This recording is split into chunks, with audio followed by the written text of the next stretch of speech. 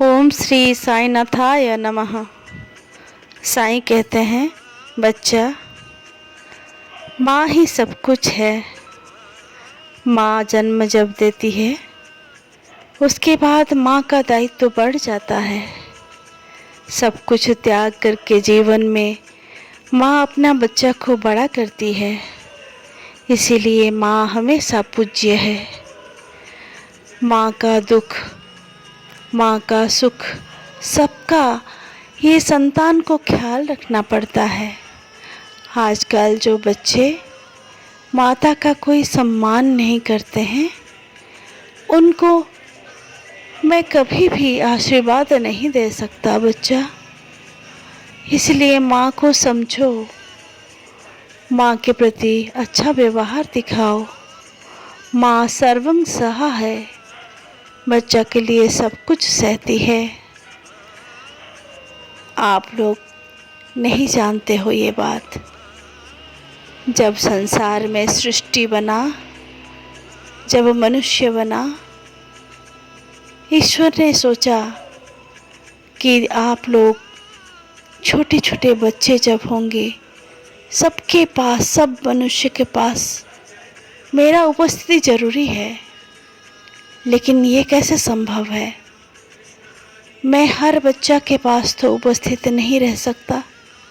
सारा विश्व, सारा ब्रह्मांड का मुझे ख्याल रखना है। मेरे ऊपर सारे दायित्व है।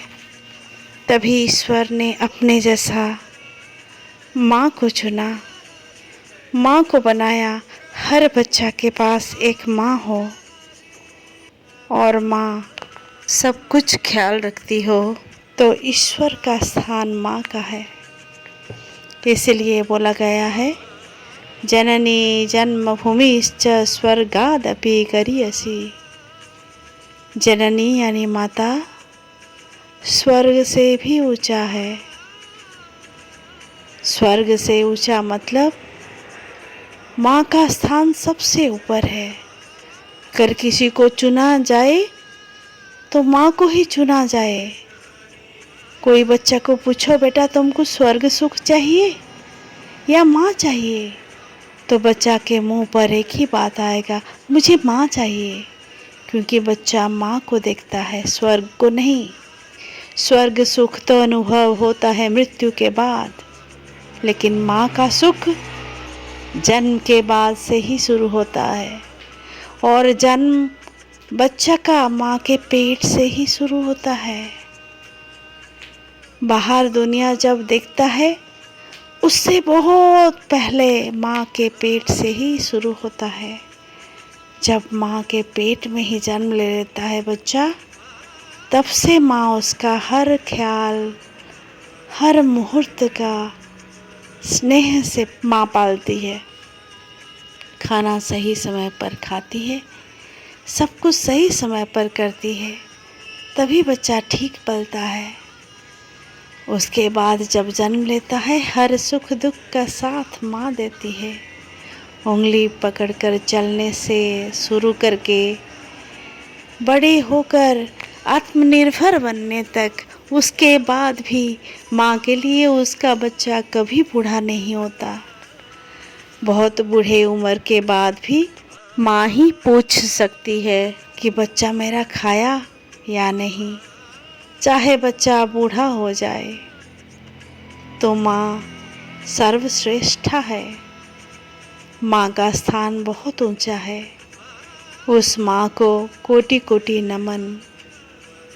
जैसी मेरी बाईजा माँ, सब ख्याल रखती थी वो मेरा। माँ शब्द अमृत से भी अमृतमय है। इस माँ शब्द जिसका जीवन में नहीं है, वही समझ सकता है कि माँ के बिना कितने पीड़ा, कितने कष्ट, कितने दुख। निराश हो जाते हैं जब लोग माँ की गोदी में सर रख के आशा को पुनः प्राप्ति करते हैं। इस माँ को मेरा कोटि कोटि नमन।